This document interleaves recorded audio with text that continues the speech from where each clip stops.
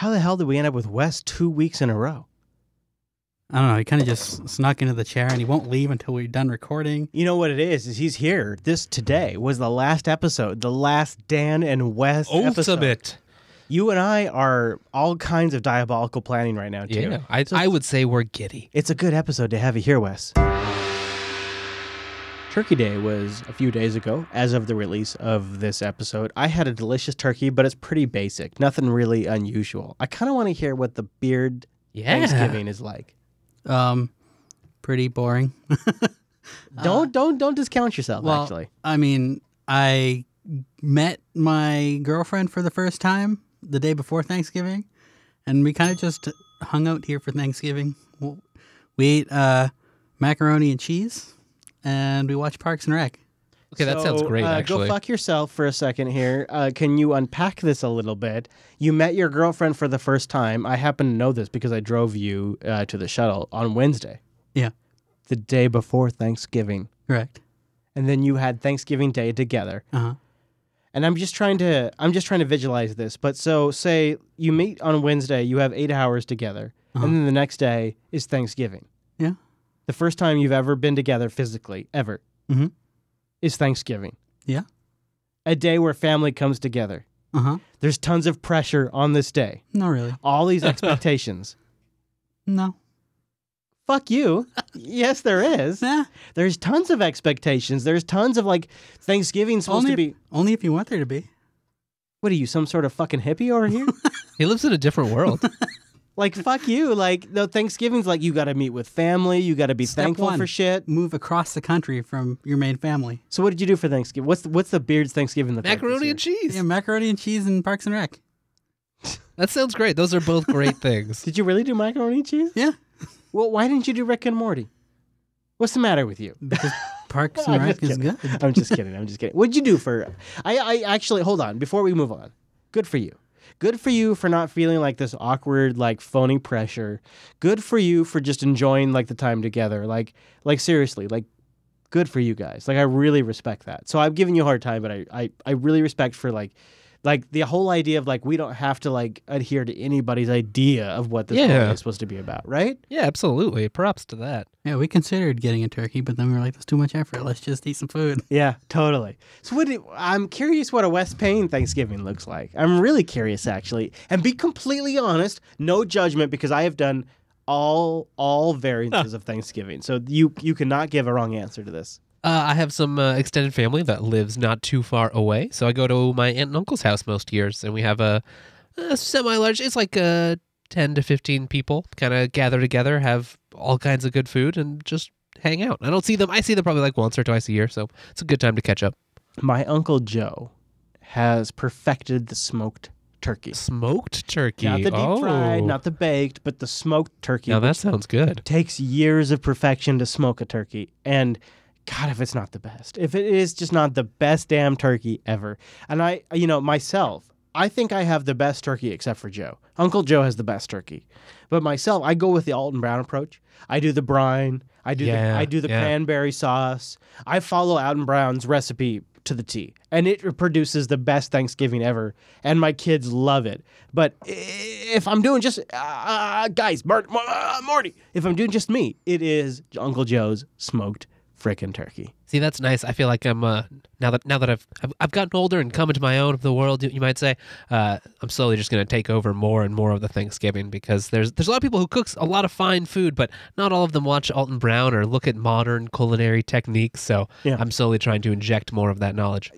There is a engineer's approach to the perfect turkey. There really is a way to talk about a turkey in a system specs way, in a cooking way that is exactly like building a package on a Linux system. And I would love to do just like a one-off episode 1 year of building the perfect turkey. That would be great. Yeah, wouldn't that be fun? Yeah. A future Jupiter Broadcasting project. I would project. be glad to help. It's delicious. It's Thanksgiving or not. It's going to be the show to launch JB Foodies. I don't really have a game that doesn't involve the PC or a smartphone. You know what I mean? Like, I don't have like an in real life game that I play. But growing up, my grandparents played the shit out of bridge. They had like bridge nights where friends came over and they all played bridge and they drank and they ate hot dogs and they played bridge.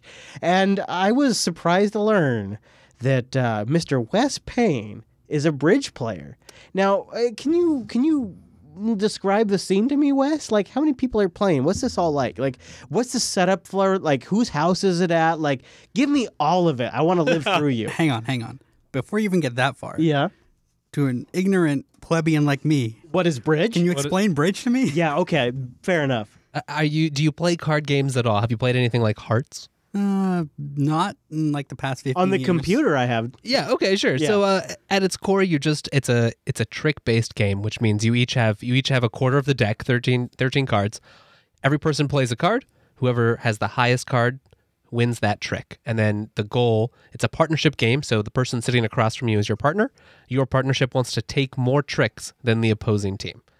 There's a whole complicated bidding setup that's also involved that determines which partnership is on offense or defense and some of the details about how the play goes. That's the basic idea. So it's a game in which you build relationships and destroy friendships? Absolutely, yes. And sometimes, spousal relationships And as your well. and your partners are just whoever happens to be sitting across from you. Yeah, I mean, there's various do you, setups. There are are you, teams careful made that about way. who you sit across from? Like when you're like sitting down and there's like some chairs open, and you're like, well, fuck, I don't want to sit across from that guy. In like a big setup, if you could also, a lot of times people will have more permanent partners that they play with regularly if they're going to a bridge club type. That's how my meeting. grandparents did it. They had like a recurring monthly bridge thing. So you need 4 players. That's a huge thing. It doesn't work with. You can kind of do 3, but it's not really the same. Okay. So you need increments of 4. So that's why it's like, you need to invite 2 friends or like 6 friends. So it's like a or, social game by nature. Yes. And a lot of the bidding is Does that. your wife play? Yeah. You play? Not terribly well. I'm really the one who's most into it. But I'm like 80 years old, I guess. But really, I think of it as a forever hobby for myself. I hope to play it for the rest of my life. And it sounds a lot like what you described. Generally, you're with good friends. People who play bridge are usually interesting, fairly diverse if old crowd. Excuse me. I like to go to a bar or like a bar type Really? restaurant, and then Really, just dude? play Really? bridge for a couple hours. Yeah, have a couple beers, have some finger food. Excuse me for sneezing. So you go to like Seattle downtown bars and you play bridge with other people in your age range? Absolutely, and it's a grand time. How many of them are women? And be honest, is most of it women? No, Because to me, bridge has always seemed like a ladies' game. That's true. I think socially in some crowds there is that component, but men, at least historically, for a variety of reasons, were somewhat dominant in like the professional bridge And set. it always seemed like a everybody's game. But, oh yeah, But in absolutely. my personal experience, it was like groups of women playing it. So, but it seemed like as somebody who was maybe going to get a little pee on the side, like you could go out there and you could play some bridge and you could get a little late night. It is a great way to interact with people. The partnership aspect. So you're saying it's a good way to get laid? Absolutely. Okay. If If you're not looking to get laid, it's still a good way to It's have like, also a good way to have a great time. Yeah. Make And new friends. it's a sharp game. Like, it's a good way to stay sharp as you get older. It's very engaging. You have to spend a lot of time Oh, thinking. There's a keeps lot the to mind. learn. Yeah. Oh, interesting. And it's also a fun game of communication because you and your partner, you're only allowed to say certain words to communicate. Oh, But the whole fun. goal is to communicate your relative strengths in different suits. And so you really have to work out a good trust and relationship with your partner. So if you have a partner or you want a partner, it's kind of like a good game to get into. Exactly. Interesting. So how long have you been playing? I've been playing since high school, so a little over 10 years now. This? Yeah. You have been I playing. love bridge. It's wonderful. You son of a bitch. You mysterious If you'd son like of to a bitch. learn, I would. I would be happy to teach you. Really? Yeah. I feel like Wes is just this entirely different person that we don't know about. I know. He's been putting on My these mysteries. facades. He's some sort of bridge playing group sex master. Well, we just card end up player. talking about Linux and get Yeah. distracted. Yeah. Yeah. All right. So you've been doing this since high school? He's Yeah. like playing bridge with one hand and making chili with the other. I was lucky enough. One of my friend's parents, they really liked bridge. They were really friendly. They'd have us over a lot when we were younger. And I've always liked card games, poker, various things like that. I So would it was a natural fit. love to learn how to play because my grandparents played the hell out of it. And it seems like a great way to have like an ongoing social group. Yeah, exactly. And it's a fantastic game. Can you give me an elevator pitch on the game without making it boring? Or is that possible? Is that something we can even attempt to cover? That's a good question. Yeah, I mean, so it's a game of communication, tactics, strategy. You really have to work with your partner, and there's just a lot of fun because... And now, who's your partner? Is that defined by the rules of the game, or is that your choice? Because it sounded like the way you said it was just whoever you sit across from. Yeah, no, it's your choice. So you need 2 partnerships to play, and then you play multiple hands of bridge. After a set number of multiples, you end up then calculating a grand score. Do you tend to play with your lady friend, or do you play with like somebody randomly? No, usually you'll invite 4 or 8 total people together, and then form partnerships at the start. You can also draw cards from it. Are y'all smoking joints while you play? Oh yeah, any inebriants are welcome. Because I know my grandparents were all drinking wine. Yeah, well, yeah, having some beers. Yeah, or whatever else beers, you want. For them, it was wine. Everybody was getting drunk on maybe wine. Some cocktails if you want to be fancy. Yeah. So is this a game where you need to like communicate with your partner, but then also not let other people onto what you're communicating? No, because that does sound fun. Yeah. The communication's not supposed to be secret, but it is limited. So the challenge is to express. What do you mean by that? Well, the way the bidding works is I say something like a bid would be 3 clubs. And that means I think I could take 9 tricks in clubs. There's 13 total tricks. I'm saying I can take 9 tricks in clubs. Why are you... I'm sorry, I'm not following. That's fair. No, there's no reason that you should. What is a trick again? I'm sorry. A trick is a set of 4 cards. So everyone, you have 4 people, each play a card. Yeah. The highest card... Whoever played the highest card collects that trick. You want to collect as many tricks as possible. If I make a bid of 3 clubs, that means I'm saying I can take 9 clubs. If I take that many, I get points. If you guys, let's say you're on my opponent's team, if you stop me from that, you get points. And so it's a game of bidding where you then try to decide between the 2 teams who will get to be on offense and who's on defense. And so in that, there's a lot of fun and feistiness as you're wrestling over them. And it has that typical like auction scenario, right? Where you're overbidding each other. There's a suit order. So if I say 3 clubs, you can't say 3 clubs. You have to say something higher than that. So you're like forcing people into situations. There's also a lot of fun. Like you can double someone's bid. And that just usually means that like, I don't think you're going to make that. So there's all kinds of fun social cues and those sorts of things integrated in. Can I ask you something? Yeah. Have you ever gotten like a big fight after a bridge game with your significant other? Like you've been like, why the fuck didn't you do X? I have not, but I have seen a number of people in that exact situation. You are too perfect, Wes Payne. You are too damn perfect. I'm skeptical. I'm officially skeptical, but I am genuinely intrigued about playing bridge. I would like to play with you. It's a great game. It seems arcane, but it's a lot of fun. No, it sounds like a lot of fun. It doesn't seem arcane at all, actually. And you know what? I'm kind of more into like the whole offline. Yeah. Just well, and like things. Other things are popular. Board games are popular today. Yeah. Magic the Gathering. Yeah. The offline aspect of it is what kind of gets me fired up. What do you think, Beard? I already decided that I hate this game and my head hurts. Why? That is fair. Why? Everything he explained makes no sense to me. It is complicated, and it's a complicated like a lot game of subtle to teach. communication between you and your partner, but that actually sounds like Hadia and I feel like could go an entire day without ever speaking a word and completely 100% understanding each other. Like, you know what I mean? Like, she and I could communicate through an entire day. And if there was a game where you could exploit that, I would fucking win at that game. The other thing is, I will say one of the things I love about bridge is that there is an accessible level in that. Like if you can learn the basic rules, you can play a basic bridge game, no problem with anyone.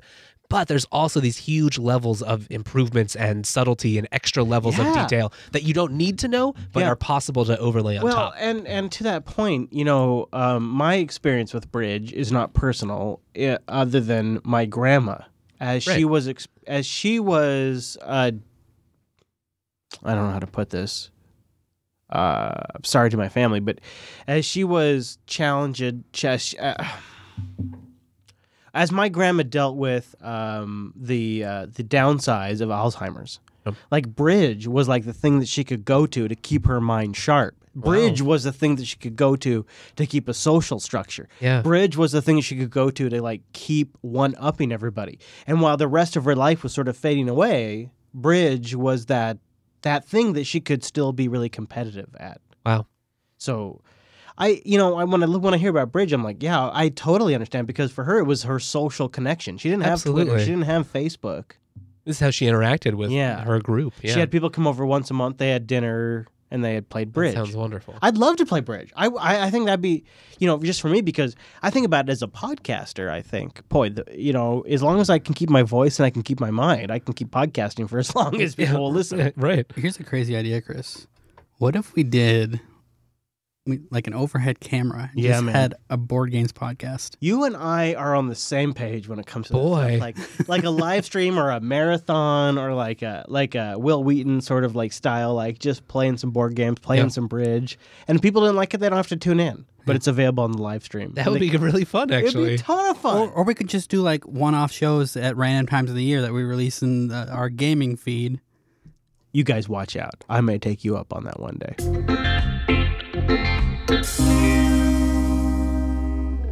Last.ting.com. Go there and actually go there to support the show, but then go over to Amazon and get one of the Ting Sims on Prime and just stuff it in a stocking. Really. I hate to be that guy, but it's the time to do this. You can get a Ting Sim on Prime through Amazon and then just activate it when you need it and pay for what you need. It's pay for what you use, nationwide coverage with no contracts nor the termination fee. It's $6 for the line and then your usage on top of that. Your minutes, your messages, and your megabytes. You just pay for what you use. And let's talk about devices for a second. You can get a CDMA device. You can get a GSM device. I don't care. Ting don't care. It's up to you. They just want to give you access and service. And they have a great dashboard, a really engaged community, and they've been a sponsor for years. I've been a Ting customer for, wow, holy shit. We're coming on 3 years now. Mm-hmm. How long have... You've got to be almost 3 years, too, for a Ting customer now. Yeah, because you put me on it shortly after you started. You're probably using it now more than ever, too, which is, and you know what? One of the great things is like, because you're pretty savvy about how you use your phone. I mean, it doesn't take a lot, right? It just takes like, oh, am I connected to Wi-Fi? Yes. Okay, well, now I'll download my albums. Now I'll download my podcast. Now I'll upload my photos. Yeah, I only use data when I'm on the road. Yeah. Yeah, it's really not a big deal. It's so great because it means as a small business, I can give connectivity to the people that really matter to the business. And you can too. Family members, business members, it doesn't matter. When it's just $6 a month for a line, that's a whole new level of communication. Go to linux.ting.com. They'll take $25 off a device, or if you bring one. And remember, they got CDMA and GSM. So if you bring a device, they'll give you $25 in service credit. Now, my first month was about $22, so I got more than my first month with that credit. Linux.ting.com.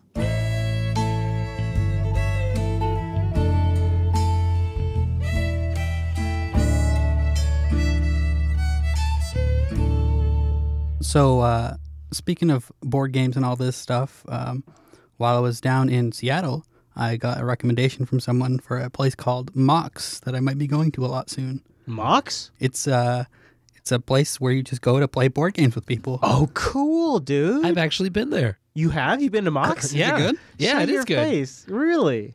So you're down there house shopping. Yep. So background, for those of you who haven't listened to the last few episodes, Beard's looking for a place in Seattle. Yep. I was talking to the property manager of the place that we're hopefully going to be moving into maybe even this week. No. How promising does that look? I'd say like 85%.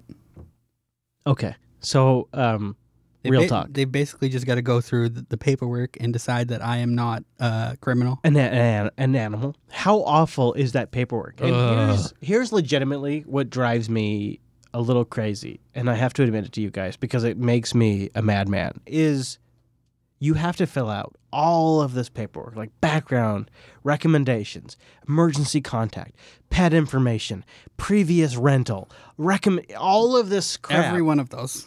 And it's all like you filling out like a PDF Physical form. PDF if you're lucky, or it's If you're physical. lucky. I had to fill out physical paperwork for my place. It's actually backwards for me because I get to apply online, but I have to figure out how to get physical paperwork onto the internet. Do you want to talk about that? I mean, apparently, me. Rick, okay, I'll tell it. So Rick, being an old man, comes to me today and he says, hey, does Jupiter Broadcasting have a scanner? And I guess, actually, now that I think about it, hours later, the answer is yes. Angela has one. I didn't think about this at the time.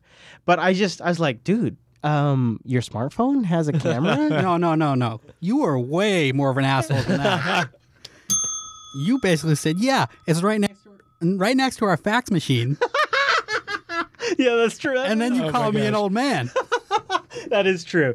Yeah, because I've used ScanBot and Scannable for so many years now, and they recognize the paper sizes, they capture them, and that's how I've sent them for so many years. Yeah, but it's like 1, 2, 10, 25, 35 pages later, where you have your background information, you have your rental references, you have your emergency contacts. It's so many things that feel like they're from the 80s that you have to fill out, where some hairless monkey fills out like, let's see, Chris Fisher's phone number is 360. Yeah, right. You're filling it out just to get it re-entered into some system at the other end. Yeah. So not another even hairless monkey is just entering all that shit in from the Word file. We don't know how hairless. I mean, they might be pretty hairy. Not even that. They might not even be entering it into anything. They might be writing it down on paper. But eventually it gets entered back into a computer system for the bank to do some sort of risk calculation or... But maybe not, because there's a lot of banks that keep all of their stuff in paper filing. But legitimately, you guys, I lose a little bit of myself every single time I fill one of these out. I think to myself, why isn't this some sort of mobile interface where I'm filling this out on my phone and it just writes directly to their database and then they just check that? Why do I have to write this on my phone or write this on my tablet or write this on my PC, print it out, give it to a person, then they transcribe it into a PC, which goes into a database, which they use to enter it into their system. But at the end of the day, all you're doing with all these forms you fill out and fax into them is just creating documentation for them to input into a computer system. You could input it directly from your web browser. Okay, let's go even up one more level. All of this information that I'm giving them, for the most part, other than stuff like emergency contacts, is stuff that our government is keeping track of anyway. For your taxes. Why can't I just say, hey, this person needs this information, and I'm allowing them access... like when you link an account to your Google account or your Twitter account or your Facebook, say I grant them control, access. Choose, and grant what access they get. Grant privileges to this person. Yeah. So I haven't done what you're doing in probably 4 or 5 years since we converted this place into a Jupiter Broadcasting property. I haven't gone through this, and it's like I mean, tell me if I'm wrong, but it's like a background rental history. Yep. It is pet history. Correct. It is what else? A credit history. Yep. It is criminal history. Emergency contact information. Yeah, all this stuff is Oftentimes there's a whole bunch of lead forms or other disclosures you have to sign. all this stuff that I don't mean to be this guy, and I just want to. Too late. I gotta apologize, but if we lived in 2025 when everything and all of the trust is just decided by some sort of universally shared blockchain, then none of this is relevant. You know what the worst kick in the nuts is? You get to pay for that privilege. You have to pay $40 per person on the application to get a chance at getting a place. Yeah, when you say that, when I was doing it was 25, but you somehow have managed to find places that if I was legitimately looking today, I wouldn't be able to find. I don't know how you have found the places you have found. He's got that Google foo. At the prices he has found. Yep. Because the prices for places I have found, I just took a casual look on your behalf, and I've done that a dozen times. It has been... You've looked a dozen times on my behalf? Yeah, I have, actually. Thanks. You're welcome. But and how many times have I telegrammed you? 0. Exactly, because none of them were below $1,500. And I honestly was getting to a point where I was fuck, Beard's never going to find a place under $1,700 that's even worth living in. And to your credit, you've not found one, but you found 2 or 3 places. Oh, I found dozens. Yeah, well, 2 or 3 you've told me about. Yeah. I don't know how you've done that, because I've looked, and shit, places that are way worse than what you have found are way more expensive. You have to be either very patient with Zillow, or the place that I actually found this place was Rent Seattle. Rent Seattle. Yeah. You're crazy. You realize you're trying to find a place in Seattle at the worst fucking time ever in the history of Seattle. Yeah. You do acknowledge that, right? Yeah. Literally in the existence of this city, you are trying to find a place in the worst time. Because ever. Seattle is growing by leaps and bounds. Yeah. You Because they're crazy. continually raising the minimum wage, and Mhm. everybody likes that. Yeah, well, they do. They do. What do you think about that, Wes? I'm happy to have you as a future neighbor. I'm looking forward to I that. don't know how yeah. far away you are. Not too far. Depending on traffic. That's the other element. That is Maybe we can go hang No, out there at is a Mott's. there is a good bus line. Yeah, totally. It's it would be in between us. So that sounds great. They've got beer and coffee and a cafe there. You can bring your board games over and play them. Well, that just sounds like Seattle. It's wonderful. Yeah. That's Seattle in a nutshell. There'll be several people there with mustaches. You'll take it all in. I wasn't even really in the market, but I told our local Humane Society, our Skagit community, like Humane Society, I said, if you find a terrier mix that's about this weight, about this size, with this temperament, please let me know. That is specific. Yeah, I've had a lot of dogs. You knew what you were looking for. Yeah. I've had a lot of dogs. Have you had dogs growing up? Have you had dogs? Oh yeah, or- all the time. I have 2 dogs now. I didn't know that about That's you. true. Yeah. You do? Mm-hmm. What kind of dogs? One is a lab mix, and the other one is half Yorkshire Terrier, half American Bulldog. So one's like really big and one's kind of like medium size? Medium and medium. One's actually like real medium. One is medium body with short little legs. Like, what are your weights? Let's say 35 and 55. Oh, okay. I would consider 55 definitely a medium-sized dog. Yeah. My background is my stepmom growing up was a vet technician. Oh yeah. And my family was the receiver of dogs that were meant to be put down, but didn't have anything majorly wrong. But the owner just didn't want to pay for it, so they just decided to put the dog down. And then she would bring it home. Instead of killing the dog, she would bring it home. And so we ended up with just all kinds of dogs. Wow. So I had a Promethean mountain dog. Oh. I had a border collie. We had all kinds we had poodles. We had all kinds of dogs. I'm personally a fan of the classic husky. Yeah, the huskies Sure. are gorgeous. Smart too. I actually want a husky corgi mix. Yeah, that's Those are adorable. pretty adorable. Tiny baby husky. And I found a mountain cur terrier mix, which is my perfect dog. My perfect dog. Just good size, good for the RV, good travel, really smart, curious. They just want to know everything. Like you talk to them and they tilt their head and they try to understand what you're saying. Uh-huh. Yeah. And I found one. And I wasn't planning on it, and the Humane Society had one, and I went in there and we met them, and it was like love at first sight. And it hit me in a way I didn't expect, because I haven't had a pet in 8-9 years since I've had kids, you know. I just haven't had pets. And I was like, wow, I was blown away with like how much this dog touched me, and I felt a little guilty about it, like about being emotionally affected as much as I was. And so I thought, well, okay, let's ground ourselves. We'll come back in a couple of days. We'll bring the kids, and we'll see if it's a really good fit. And so Hadi and I packed up the kids, and we went in on a Saturday, and we spent 45 minutes with a dog named Toby. Oh. And I tweeted a picture of him. He was cute. He was black and tan, so he had the color matching of Lady Jupes. And I just loved the kids, but they decided to give it to another family, and what a heartbreak! What a heartbreak! And so now it's like I don't know what to do, because I don't want to go back to the Humane Society because they can just randomly decide that a dog I fall in love with. I mean, I don't know what's wrong with me, but I really connected with this dog. Maybe it's because over my life growing up, we had terriers, we raised terriers. When I was an adult, Angela and I had 2 terriers. So something about like mountain curs and terriers, like I really connected with this dog. Like He's adorable, gosh. Did you see a picture of him? Yeah, I pulled him up, yeah. Yeah, you did? Isn't he cute? Yes. Oh, God, yeah. So sweet. And he wanted to Big, snuggle more. intelligent, bright eyes. Mm-hmm. Mm-hmm. Yeah, I got a little teary-eyed when they gave him to somebody I'm else. sorry. No, it is what it is, but Are you going to keep trying? Are you like, is it dog time now? well, that's what I kind of feel like. I kind of feel like I've realized what I did is I spent a week visualizing every single day with a dog. Like, what would Linux Action News be like with a dog in the studio? What would it be like if I had to go visit the kids with a dog in the truck? Like, what does all of this look like? What does my life look like with a dog?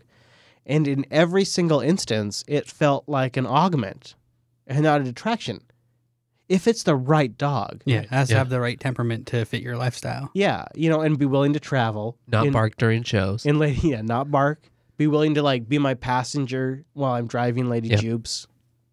Co-pilot even. Be here in the studio and not bother Rikai and not bother us. Like those are all the things that these are all the boxes that have to be checked. And I don't know. It felt really good. But what I was surprised by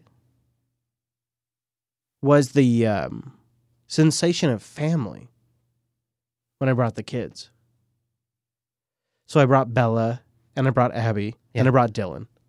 And we go into one of these like office rooms that they have for the staff at the Humane Society. We go in there with Toby for like 45 minutes. And I was surprised by the sense of family, because, we're post-divorce a couple of years now, but I only get to see them for a couple of days a week. I was surprised by the sense of like togetherness that this dog brought to all of us. And we're at the junkyard. We have this huge yard. Huge. That's biggest awesome. yard I've ever had. With it, and it's completely fenced. Wow, that's perfect. Perfect for a dog. We're living in an RV. We travel all the time. Perfect for a dog. Yeah. 3 kids. Perfect for a dog. So now I'm thinking I am in the market. That's to answer your awesome. question, I think I am in the market for a dog. I didn't know you had 2 dogs. Yeah. I love dogs. Yeah, I've always, growing up, my entire life had dogs. The only time I stopped having dogs was about a year and a half after Dylan was born. We realized he had significant, major, really bad fucking allergies. Oh. Like, really bad. We got to address this. And we ended up giving the dogs to, like, a farm near here. But it was the hardest thing I ever did. Oh, I can because imagine. these dogs were my kids. Yeah. And now Dylan, 8 years old, is at a point where the allergies are not as significant as they used to be. Like it used to be like, it was the grossest thing. Like when Dylan first started having allergy reactions, the white of his eyes got about 10 times the size. Like it ballooned outside his eyeball. It ballooned like it was this huge, like it was gross. Like this huge puffy white thing that was like hanging like a fish. Have you ever seen those goldfish that have the huge eyeballs? Oh my God. Yeah, you ever seen those? Uh-huh. It looked like that. That's what it looked like. That's what Dylan looked like when he was around pets. And I'm like, well, fuck, we got to get rid of our dogs because my boy. But now it's he's 8 years old. He's had allergy shots. It's a totally different world now. It's manageable. It's manageable. And he's invested. Yeah, and he wants a dog too. I bet, right? Mm-hmm. But they gave Toby to another family. They gave him to another family. So the dog process has just begun for me. Like now I kind of realize what kind of animal that would work well for us. But yeah, it's like I don't want another dog. I want that dog. Yep. You know what I mean? Totally. Mm-hmm. You fall in love, you start thinking about it, you build it into your life. Mm-hmm. And I start visualizing it. Yeah. Yeah, it was, I'm not going to lie. I teared up. I when we got the news that we were declined, I just I don't know. It was just because it clicked so well for the kids. All 3 kids connected with the dog. I connected with the dog. I went in there thinking I would have this detached sort of. I'll objectively analyze if this is a good dog for me. Yeah, I'm a pet owner, and I've had many pets in my lifetime, and I can remain emotionally detached from this animal. And I went in there, and this animal totally walked all over you, disarmed you. It totally disarmed me. This animal looked at me in the eyes with its brown eyes, and it completely disarmed me. You can see a picture on my Twitter feed. It's just the cutest dog ever, and it is devastating. After 3 kids, myself and Hadia go in there to see this dog, and then they give it to another family. I'm offended. Like, how do you know? How do you know I'm not a good fit? Yeah, right. What makes you? What's this other family got? Yeah, what do they got that I don't got? Certainly not a podcast network. Oh man! And you know what I realized is, the terrier has been a good breed for me my entire life. I've grown up with terriers. As an adult, I've had terriers. They're energetic. They're curious. They're loyal. It's like me in a dog. So I don't know if anybody out there in the Washington area has any advice for me. Tweet me at Chris LES because I'm heartbroken.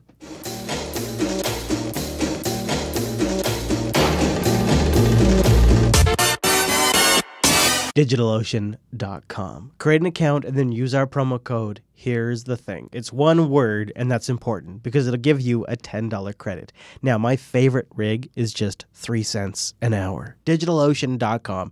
Get started in less than 55 seconds. All SSDs and a dashboard. I don't know. Beard, I'm at a lack of words. Give me a descriptor for the dashboard. It's a dashboard for days. Days. As in, you could use it for days and still be impressed of how goddamn excellent it is. DigitalOcean.com. Block storage, object storage, team accounts, network firewalls, monitoring, get deployed in seconds, the distribution of your choice, and documentation that you can look at and really get a sense of it's easy to follow, easy to implement. And APIs for all of it. APIs for all of it. Oh, that is really good. Honestly, you got to remember that. They should run with that. Ooh. Now, if you're Wes Payne, you may want to just use DigitalOcean to get some S done. And Wes, you had a little use case recently that I'm like, you got to talk about in the show because I want to do that. Yeah, I mean, okay, so sometimes you're watching YouTube and you realize that their playlist functionality is just garbage. Pure garbage. The worst. You're tired, it just won't play anymore. All you want to do is watch a few videos in a row. All I want to do, Wes. Yeah, but thankfully here, we know a little bit about YouTube DL and FFmpeg, so you can use DL, roll your own YouTube stream. Put some Nginx there, host it up, cast it to the Chromecast near you, and boom, done. No more hate, no more anger, just entertainment. I love it. I love that that's your 15-minute solution to solve YouTube buffering. DigitalOcean.com. Use our promo code. Here's the thing. Take advantage of that dashboard for days and that API for... I already forgot.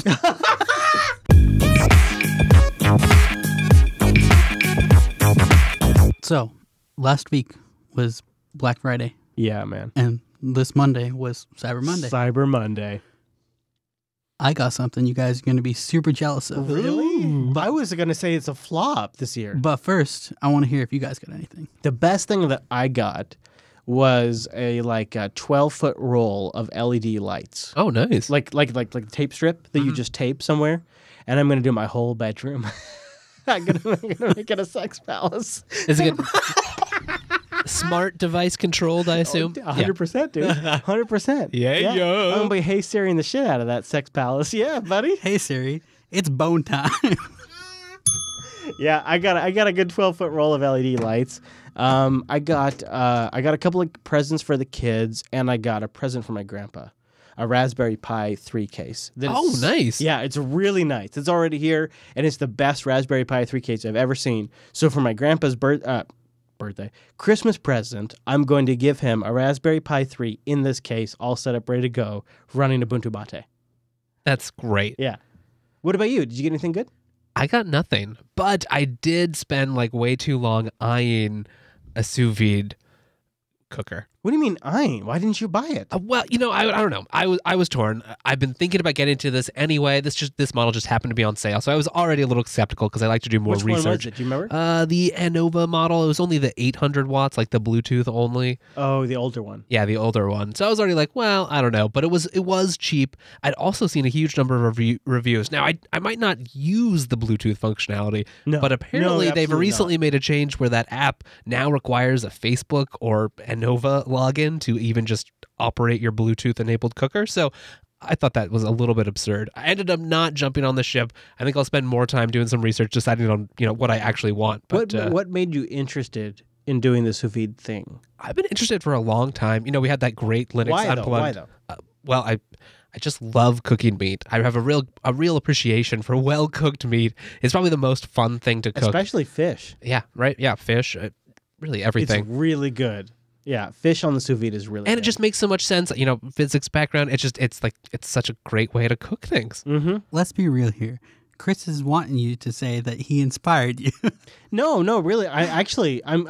He almost touched on the physics thing. It's like scientifically, it's like a superior way to cook your meat. Yeah, absolutely. Especially when you look at the beautiful steaks that come out of it. And We do this all the time in the rig. We sous vide a piece of meat or a piece of fish, and then we 10 seconds we fry it, and then we just sear it. Yeah. Gosh. Yesterday's lunch, yesterday's dinner were all sous vide meals for me. It's also the only way to get meat the way I prefer it that still has its flavor, and that's well done. Yeah. Yeah, there you go. Yeah, it is. because a it way- retains all the flavor. Yep, it is a way to get really good tasting, well done meat, which people don't talk People about. don't talk about that at all. No. But you're like, whatever temperature you're cooking to, it's Yeah. just probably the best way to do It it. is. It is. So sous vide is basically cooking your food in a bath, Yeah. a hot bath. Yep. And But then also a second bath that is all the flavor of all your food. when Hadi and I, like on Sundays, we're like, oh God, like what can we do? What could we do? Because she runs a clinic and I run this network, and we're like, what could we do to like minimize our lunch time to just make it as healthy as possible, but not take as little time as possible? And the answer often is you pre-cook it in the sous vide on Sunday, and then you just finish it the day you want to eat it. Yeah. And Gosh, that seems perfect. why is it different than slow cooking, though? What makes it different than a crock pot, do you think? I think for one, the precision, you can really, part of the magic is setting it to be, a temperature really close to what you want to finish the meat at. And so that you have that, really It doesn't taste slow, like cat controlled. food. Yeah. Because that's really the problem with a lot of other things, right? Is you have this large temperature differential and you get inconsistent results. Yeah. Do you guys know what the number one Black Friday item was? No? Really? I have no idea. How the fuck, guys? You mean like based on Amazon? Yeah, just based on, but that is the dominant sales number. It's like by far, it's like 200% above any other item on Black Friday. something sous vide Blender. It is kind of sous vide related. It's the Instant Pot. Have you heard of the Instant Pot? Is that one of the pressure cooker models? It's a pressure cooker, slow cooker, sous vide kind of thing, all in one. And this Asian dude, has just made it. He's like a software developer. Wasn't it also on like a super, super heavy sale too, though? Yes, it was like reduced from $150 to $88. Yeah. Yeah, but it's like a slow cooker, so it's a crock pot, it's a sous vide, and it's a pressure cooker all in one. That's pretty fancy. But what I ended up with, so this entire week, it's kind of funny that we're talking about this, because this whole week I've been bringing food, lunch, and dinner for some days in a Ziploc bag, nice. and I just throw Look it in the at microwave. you. Yeah. Yeah, Hadia cooks it ahead of time in the sous vide, and then I just throw it in the oven. That seems perfect. We have like a cast iron skillet. I just throw it in the oven to finish it off, or I throw it in the microwave, and I eat that. You can throw that on some salad if you want, or really whatever. Put it on a sandwich. So the sous vide thing is real. I think you should do it. I mean, Do you have any tips for me in terms of things I should look out for, mistakes you've run into, dude, here's the thing. or it's all just a big crapshoot? Like I've got a container. I've got a sous vide container. Yeah. Like I've got like a separate thing, and I've got like balls that you put in the water, and like I've got What do the balls do?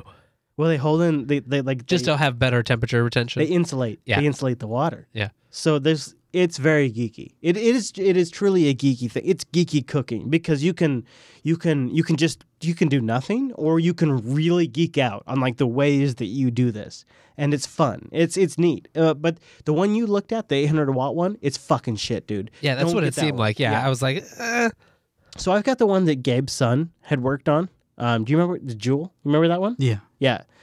Gabe's son worked on this one. That's the one I have at the RV. And then what was the brand you were looking at, Wes? Anova.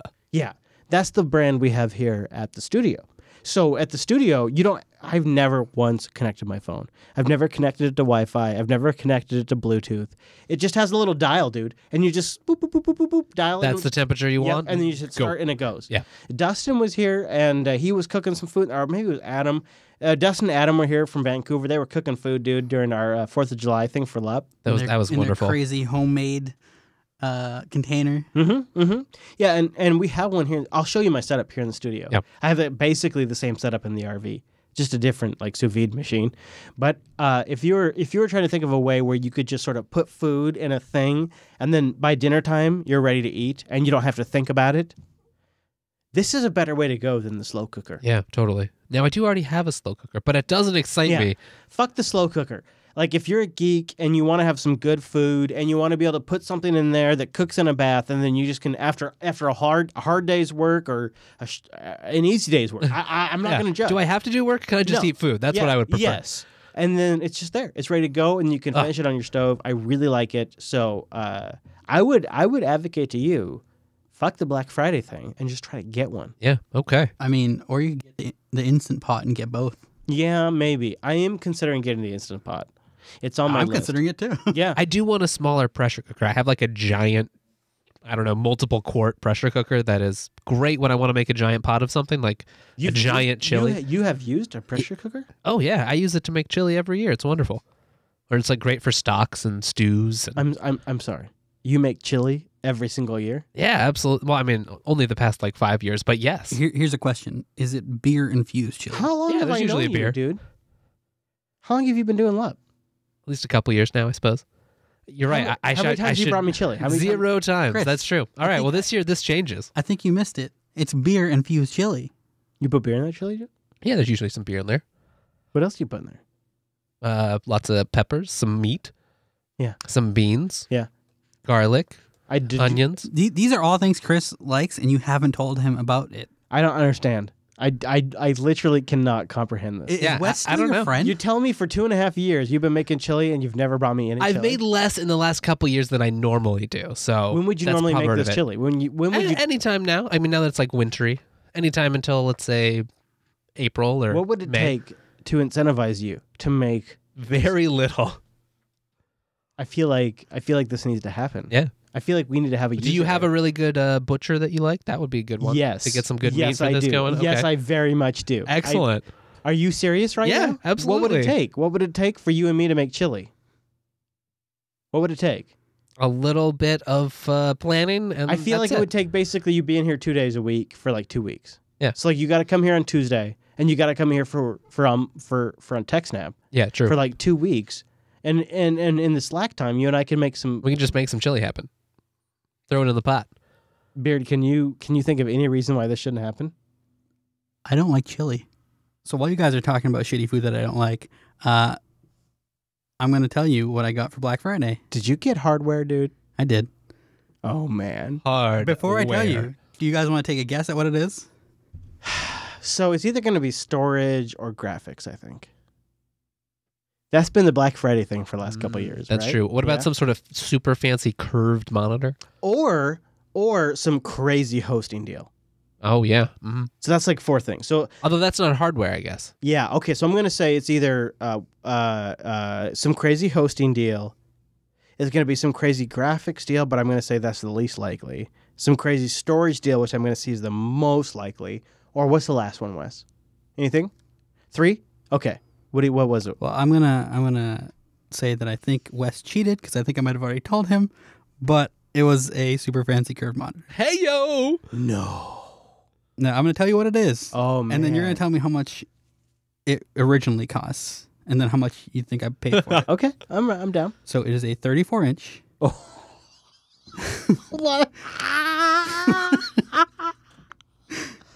1440p, Oh, ultra wide, good dude. You are hitting all the sweet Curved. spots. Yeah.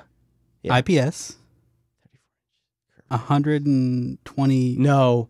Shut the fuck up. Yeah, 120 refresh rate. What's the brand? Dell. Boy. I gotta guess. Technically Alienware. And I gotta guess the price. Yep. Oh, it's technically Alienware. Thank you. Okay, that's a really. What's the display connector? I believe it has a display port and 2 HDMI. Mm-hmm. You're gonna be using DisplayPort. He's not an animal. Boy, what would you pay for something like that? I don't know. 500. Yeah, 700? I was thinking 565.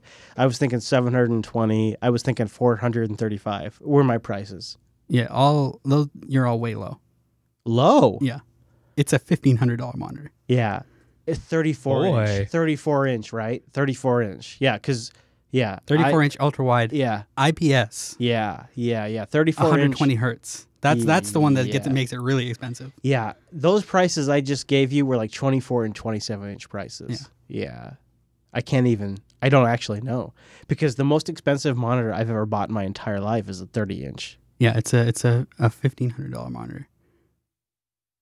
Somehow I don't think you paid $1,500 for it. But just I immediately know how much I want that monitor. I just had to sit there for a second, like when he said that, I took a few seconds, like God, I want that immediately. Can we take him just like you and me on him? We can split every other day. You get the monitor for a day. I get the monitor. Yeah, that's totally worth it, dude. Yeah. 600, 700. Oh, for what I paid? Yeah. What do you think, Wes? 500. That's super generous. An IPS 34-inch IPS, dude, is IPS. Oh, yeah, true. Hertz, Okay, yeah. 120 hertz, right? All right, what about Ultra wide. Yeah, I don't feel like 950? yeah, I feel like that's much closer. 950 is much closer. 800 on the nose. Oh. That is really good. Yeah. Dell had it for 500 off themselves. Yeah. And then I got Yeah, like something like 20% cash back off, Dang. that is a 7-year monitor. Off That of- is Yeah, oh, yeah. off easily. of a really cool website called Be Frugal. Be frugal. Yeah. That is definitely a 7-year monitor. Nice one, dude. Nice. I also bought a second monitor that wasn't as good. Man, the best thing I got on Black Friday was LED lighting. Did you do any Black Fridays, dude? Wes, did you do any Black Fridays? I didn't make it to any. I looked at the sous vide and then Yeah, that was it. Huh? I went home. And then he Yeah. cried. Yeah. Yeah, I did the Black Friday. I did the Raspberry Pi case for my grandpa for him, and that was it. I didn't see any. Where did you get that shit on Amazon? No, I got it off Dell actually. Yeah. I should have checked Dell. I should have, especially with Bitcoin. If you're looking for PC stuff specifically, there's a subreddit called /r/build a PC sales where they just Oh, 24/7 yeah. do stuff. Yes. I just went there on Black Friday. Yes. Also, the thing about the Dell peripherals is having some behind the scenes experience. Like, they really work on that stuff. They really work to make it right. I think that's going to be a great monitor. I have a 30-inch Dell today, and it's one of my favorite screens. And I bought that years ago. So I think that's a great purchase, dude. Yep, that's the next to last component for my streaming rig. When you enter a new relationship, the holidays are always the most trepidatious, right? Is that a word we can all agree on? Trepidatious moments of the relationship. How are you going to do Thanksgiving? How are you going to do Christmas? How are you going to do New Year's? I'm curious, Beard, because between the three of us, you have the newest relationship. How has that Thanksgiving holiday gone for you and the new relationship? Well, as you heard earlier, the Thanksgiving itself was actually pretty good. I had macaroni and cheese. Macaroni and cheese for Thanksgiving. Have you done that? You No, done that? I haven't, but it I've sounds done great. that. I love mac and I cheese. did that one year. I did macaroni and cheese for Thanksgiving. It was great. You just put some actually. turkey in there, boom, Yeah. done. For Yeah. me, the potential relationship destruction comes into the fact that my girlfriend is not a big fan of Five Guys. Oh. Uh-oh. Not only that, Uh-oh. she likes McDonald's. What did we have before this episode?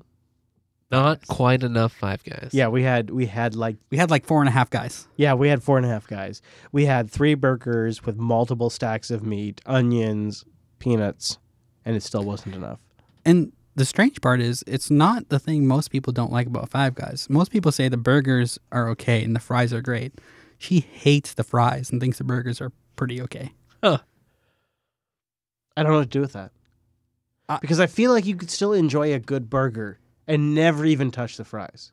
You know what I mean? Yeah. But the part that confuses me is that she Yeah. is telling me that Five Guys fries are terrible, No, they're not. but she loves McDonald's fries. Well, McDonald's has like good thin fries. They are good. Yeah, they're almost different classes of fries. I completely disagree. I think that they are wet strips of cardboard. McDonald's fries, when you get them just at the just right moment, fresh and yeah. are the ideal of fries, right? They're the No, like, see, I would say that's Burger King fries. Fresh Burger King fries are nice and crispy. no, They no, got that. They no. got that. no. I hate myself flavor. Yes, they do. But they're so good. Right. Because of that. No. McDonald's fries want to be the it's okay just to have fries fry, but they are adding some sort of like bouillon cube to make them that. MSG spray. I think Yes. that's, yeah. And like a spray. A spray. Just a spritz here and there. Right. Where the McDonald's fries are a unique product. I think you're right in this particular case. But you know what it really comes down to is the dipping sauce. What do you do for the dipping sauce, right? I mean, that's what it comes down to. Do you do the ketchup? Now that's fighting territory. Right. Do you do the ranch? Do I you do like. the honey I'm a mustard? ranch fan myself. I'm a fan of the honey mustard. Me too. I'm a honey mustard guy. What about you, Wes? I like ranch. I mean, The okay with ketchup. Ketchup's not bad. Yeah, the problem with the honey mustard and the ranch is both of them are subject to implementation details. Oh, very I much feel like so. ranch, however, is way A bad way- ranch is just. Yeah. Ugh. See, that's not a problem for me because I hate ranch of every kind. Well, I'd say there's only one or two, three. I don't know. A limited selection of good ranches, so that's not unsurprising. I agree. There's like very few ranch implementations that I'm on board with. The problem with honey mustard is a lot of places just don't have it. No. There's nothing wrong with honey mustard. There's nothing wrong. No, I didn't say there's anything wrong with it. I'm saying it's a problem that not every place has it. Yeah, there's nothing wrong with honey mustard. But at the end of the day, our relationship was saved by the fact that we both decided that Jack in the Box has the worst burger and fry combo ever. Did you get curly fries, or are you talking about curly fries? Are pretty good. We got curly fries. You son of a bitch. Jack in the Box is the most basic bitch shit ever. I even went and got the ultimate burger. It's cool. I tried their breakfast. No, nobody's got better. Don't denigrate Jack in the Box breakfast. Don't do that. I've never had it. The hash browns were too wide. That's all I've got to say. Well, I have to be fair. I do not judge on hash browns alone. I judge on the sandwich itself. Yeah, the sandwich was fine. I can't say anything about their breakfast. Just their burgers and their fries are the worst. I can't, dude. I can't. Jack in the Box, I can't. I would rather have McDonald's. Stop it! No, Jack in the This doesn't feel quite right. Okay. It is so tasteless. Okay. At least this Jack in the Box over by Safeway. Okay, I don't want to be triggered by you, dude. But Jack in the Box has the best burgers, Arby's has the best sandwich, and McDonald's has the best fries. And I don't even understand why we're arguing. You are so wrong. Arby's has the best fries. Five Guys has the best burger, and well, I don't know. I don't even know who has If the you best want to sandwich. include Five Guys with McDonald's and Jack in the Box, then we can. That's a totally different conversation. Well, okay. I'd rather have a Burger King burger than any of them. I can get on board with that. Yeah, that's all right. With maybe a Jack in the Box secondary. Quad stacker. But I would rather have a Market Fresh from Arby's than any of them. Full stop. Arby's fries are a next level. I would have them. Yeah, they are over amazing. Five Guys fries. Yeah, I agree. Arby's fries, curly ones, are really, really good. Yeah. Yeah. I love you guys.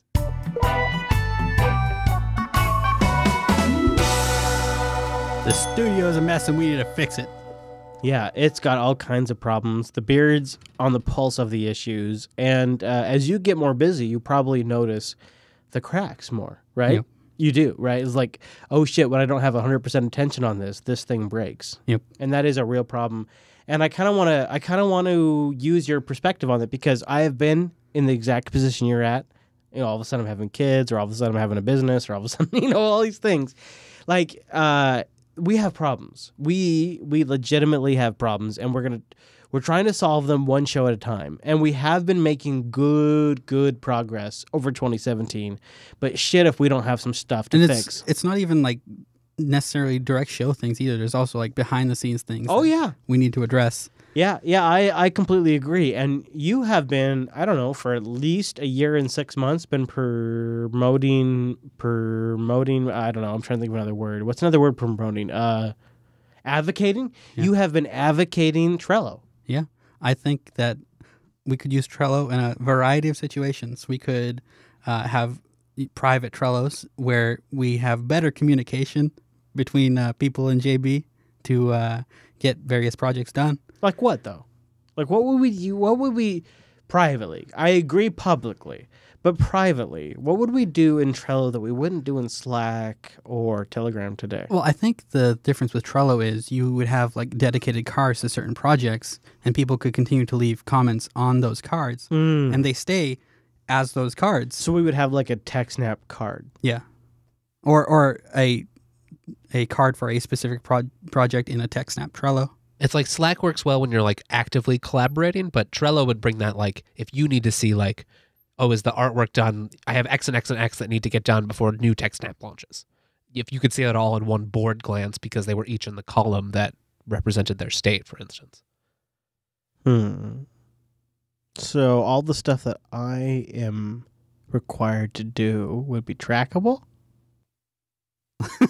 I guess that's or one other way people look at it. or other people to do. Well, but I mean, that's the reality of it, right? Like, you need a new logo? Well, talk to Chris. You need a new RSS feed image? Talk to Chris. You need a new thing hosted? Talk to Chris. You need a new website thing? Talk to Chris. Here's- You need new sound the music? central bottleneck. You need new intro music? Talk to Chris, right? I mean, like, it feels like basically what you guys are talking about is like a public system to track Chris. Here, a Chris API. here is a different way to look at it. Instead of you just randomly getting telegrams for these things, you have Right. you have a Trello you can look at when you have the time and respond to these things. But what does that give me that our Slack, like, let's say we had a dedicated text, which we do. Well, step one, less distraction. Yeah, Slack channels can get like overrun with conversation, sometimes rightfully, show sometimes content, wrongfully. really. Yeah, but that it makes it hard to go review. Like, what's the status of this? Is it done? What's the latest comments in a way that's just that issue? Now, you could maybe do that with threads in a Slack channel. That might be possible, but not quite the same. Yeah. Okay. So let's take new TechSnap. TechSnap TNG. What do we call the new TechSnap? What do you call that? You and me. TechSnap Discovery. That's actually pretty good. We should roll with that. So what do you call TechSnap Discovery? Because it's you and me reinventing the show. Like, if you're going to launch TechSnap today, what would you do? You would do XYZ, right? Hang on. I got an issue with this TechSnap Discovery thing. We're going through the chronology of Star Trek. So we had the original TechSnap. True. Then we had TechSnap The Next Generation. TNG, yeah. Where is Deep Space TechSnap? Okay. Deep Space TechSnap's pretty good. I like that. Deep Space TechSnap's pretty accurate, actually. What I don't fully understand is how Trello gives me anything that Telegram and Slack don't give me. Well, how do you see like one specific issue, one project status? Give me an example. Any work that's being done on JB. Moving TechSnap MP3 feeds over to Fireside. Yeah. So, like, do you have a list of things that need to get done for that? Yeah, but that's just all me. That's just all on me. That's just all work that I need to do. Try to think of this also as not just something that's on you. Try to think of it as stuff that you could put on a tracker for other people to do too. Like, but nobody else is going to do that but me. well, for example, like if You know what I mean? Like, okay, not to interrupt, but like my point is like if Chris is the only one that's going to do it and it's never going to happen until Chris does it, what's the point of having a project tracker? see, I think that you do everything and you don't do everything, Chris. I do think it can be an aid in delegation. No, I don't think that. No. What were you going to say? I do think it can be an aid in delegation, or at least like you have that's instead of being like a That's cute. That's cute to think that it would be delegation, but it's basically Rikai or I. Or Angela. Yeah. So it's three people, and but 90% of it's you or I. I think it's an easier way to. What do you get if it's just you and me coordinating? I do find also the maybe less relevant, but in terms of a backlog, in terms like just cataloging but fucking issues. For who, dude? For who? Future you. Me? Fuck that guy. Fair. I'm serious. No, that's fair. But you are like one of the most forgetful people I know, so that would be fucking amazing for you. But what does that give me that Slack history chat doesn't give me, or Telegram, or IRC? I think some structure, basically, because you'd have to go like try to search back for all of your project ideas. That would be difficult. I could say like a quick reference for one, yeah. Yeah, that's where it is. It's like, oh yeah, I had this idea so for a you're potential saying show. In 3 years, Trello could be valuable? Yeah. Or next week because you forgot something that you said 2 days ago. Yeah, but if it's like TechSnap TNG, I'm not likely to forget that in the next 6 months, right? Well, I'm not necessarily thinking for like even the hugest projects, just like small things, like things we need to get updated on the website or... Yeah, but then why not just engage with the contractor that's going to do that work and just get it done? Why bother with the Trello?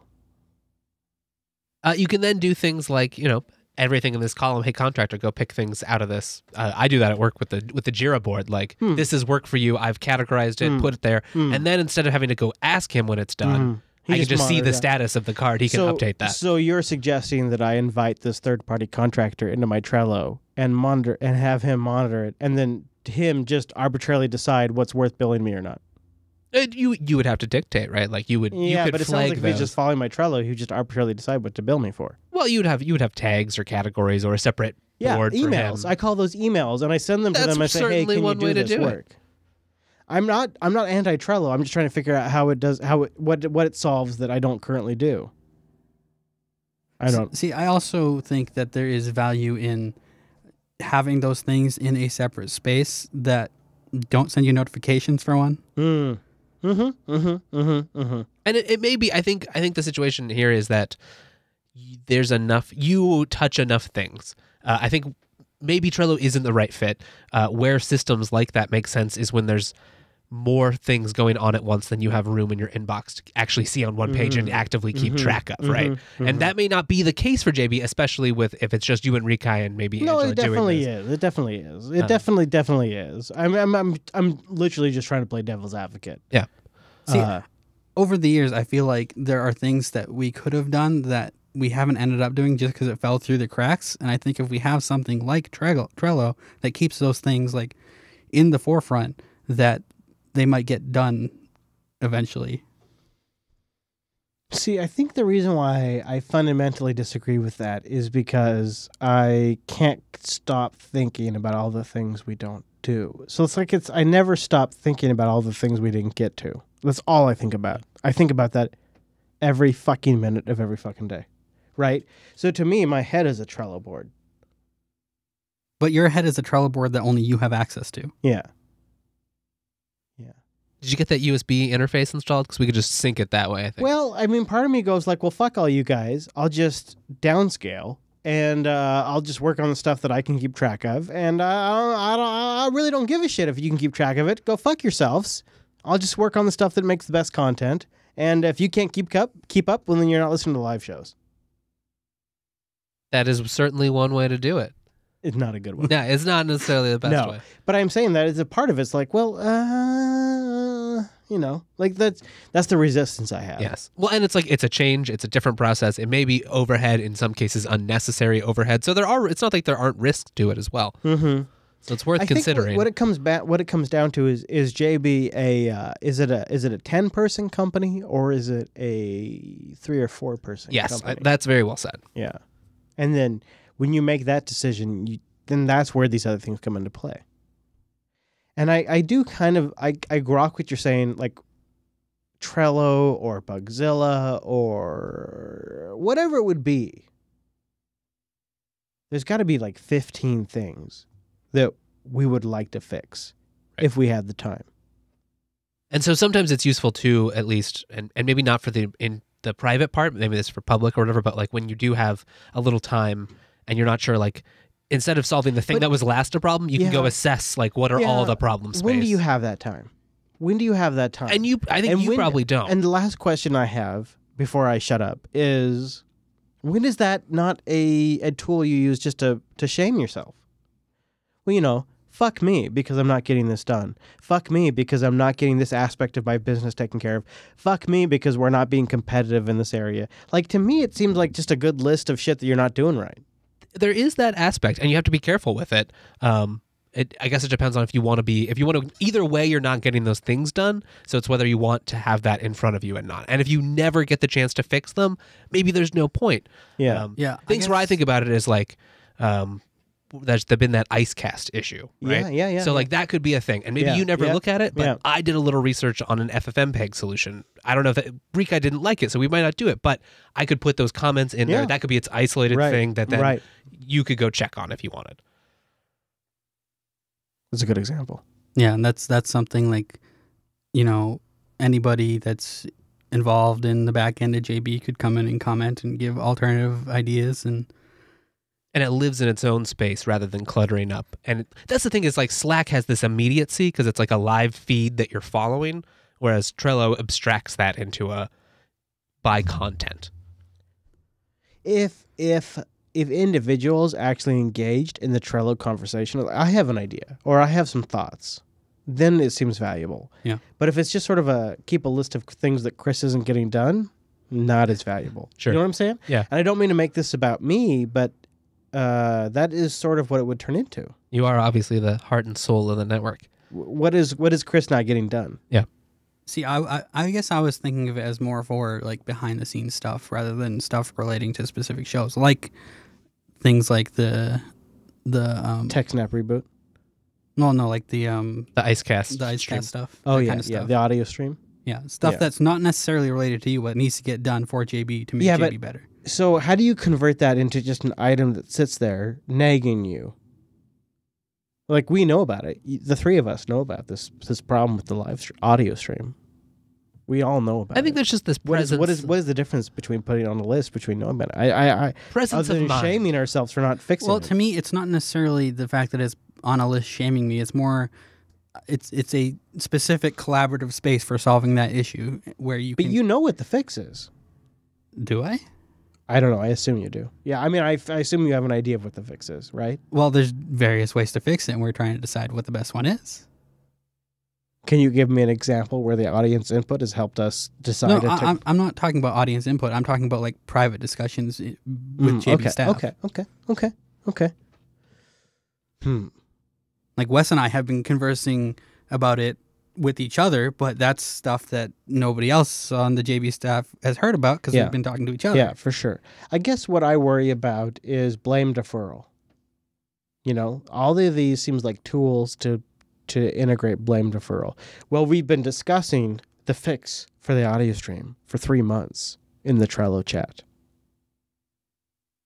In reality, one person in the group knows what the goddamn fix is and just needs to go fucking do it. Right? Isn't that really the truth? I mean, I guess it depends on how you approach your Trello board at the end of the day. Yeah. That's definitely a risk. I think that can happen now and probably does in Slack as well. So the issue for this example with the audio stream is that, you know, after like a month, like it goes silent. The audio stream just dies. And the jblive.fm stream is dead. Mm-hmm.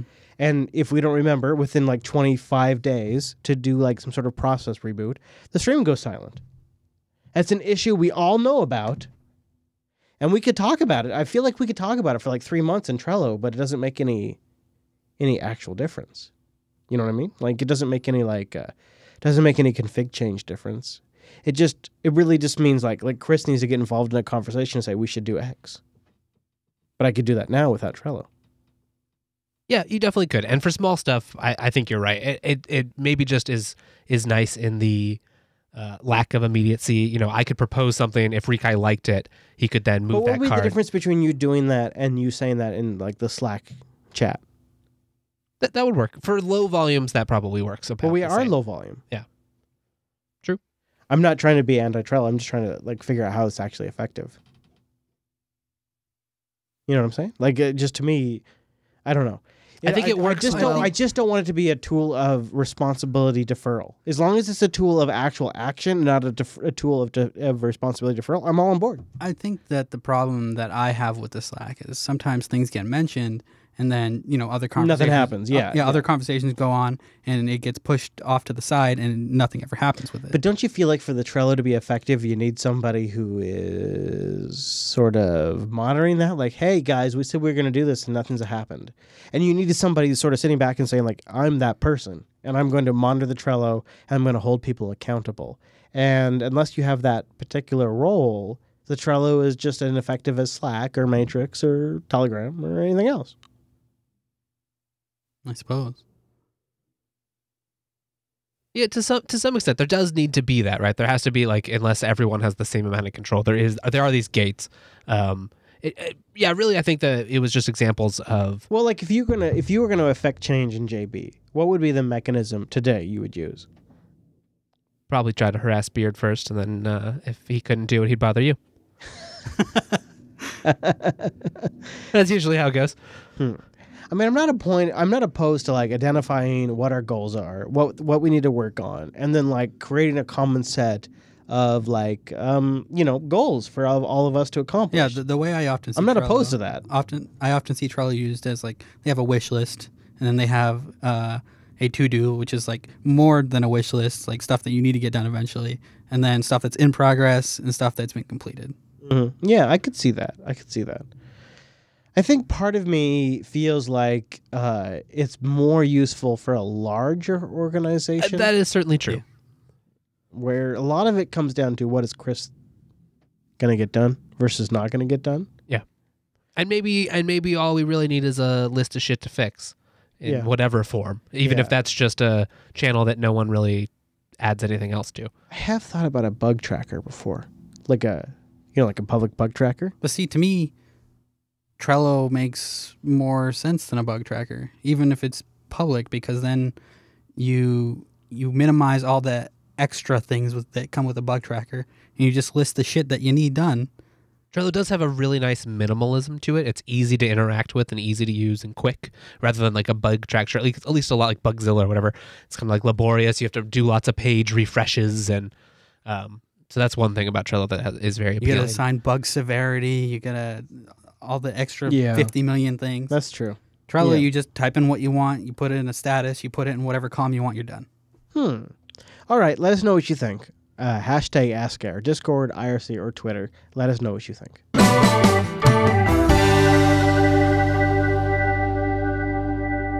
It's time for a little AskError. Hashtag AskError coming in from Cashflow Doctor. What would you do with a time machine if you could go back to any place in time and stay there? Well, where would you go? I'm going to open this up to Mr. West Payne first. Any place in time, huh? Any place in time where you could go back and you could then stay there. You couldn't come back to present, right? So once you pick it, you got to stay there. I think that's the rules we should follow. No, that's pretty reasonable. You know, I think the Roaring 20s, assuming I was happy with ending my life, I think I'd just like to go out in style right then. Now, I want to add a couple of elements to this for your consideration. Yeah, okay. You can download Wikipedia as it is right now, today, completely offline to your phone. And you can, when you travel back in time, you can take your smartphone with you. Would you still go to the Roaring 20s? No, I think I would go maybe a little bit further, maybe the 50s, maybe the 60s? Yeah, possibly. Or earlier than that. What about like founding of America days? Right. Get some really good strangleholds on a bunch of resources? Maybe. Because you think about it, you have offline Wikipedia, so you got dirt on a lot of early founders. Yeah, right. You got the dirt. So you, even without not even say you forgo the Biff Fontana like betting on the sports games, but you just bet on the politicians that are corrupt, and you bet on the companies that are corrupt. I could be the man behind with the you strings. could even just with offline Wikipedia, you could fucking run the whole game. You could run it. I like that. Yeah. I really feel like the 60s or the 70s would be the time to go, just before all of the relevant characters today are relevant. See, I think the whole offline Wikipedia thing is a red herring. Oh yeah? Because you're gonna go back there, you're gonna do stuff, and it's gonna change history. So that Wikipedia is no longer gonna be relevant. Bitcoin. If I could go back in time right now, it would be Bitcoin. I'd take all of the monies I had, which is not much, and I would invest it in frickin' Bitcoin, because as we record this episode, Bitcoin is damn near worth $10,000 of U.S. greenbacks, and that's what I would do. I would go back in time with Wikipedia. I'd bet against Balmer. I'd bet on Jobs, and I'd bet on Bitcoin. And just those three hedges alone, not even talking Google, not even talking Amazon or any of the other players, I would be just totally making bank. See, I would, I'd go back to the 90s, and I'd be the 90s VC. Yeah, yeah. Come on, though. I mean, look at Bitcoin right now, right? If you know what you knew back in the past, you would totally get down on Microsoft stock, Google, Apple, and Bitcoin. Boom! Actually, I'd probably go for Amazon. And Red Hat. Yeah. I'm a pretty big fan of the vagina as a total. Like in totality, I like the vagina. I like what it's about, and I like the way it feels. I couldn't if you were to ask me to design a better vagina, I couldn't do it. But having some experience now as an objective party with the vagina, I have some notes. And if you guys would just entertain me, this isn't a sexist thing. These are just observation over the years with different sexual partners and some of the challenges they have faced, and do not represent any one particular sexual partner. Are you willing to hear my notes on the vagina? Sure. All right. Now, much respect, because this thing can produce children, which the penis cannot. So there is in no way any disrespect towards the vagina. But I have to admit, I feel like the vagina is a poor design. I feel like when you put the birthing canal next to the pooping canal, you invite yourself to a range of issues over time that could take the vagina out of commission. You know? And then when you combine the peeing elements with the birthing elements and they're so close together with the pooping elements, it's very, very confusing. I can't tell if that's peeing. I can't tell if that's some other excitement. It's just a lot of liquid. You know what I'm saying? And this all is very close together, and much of this tears during the pregnancy and birthing process.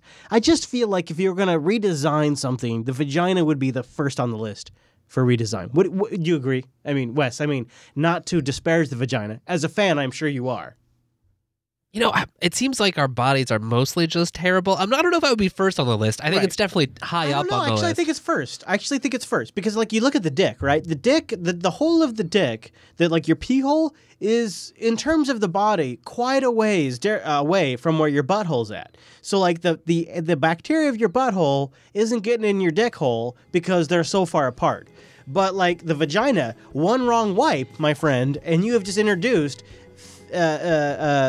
fecal matter into your vaginal hole. Here's a counterpoint. We've got the some of the most vulnerable parts of our body hanging on the outside of us.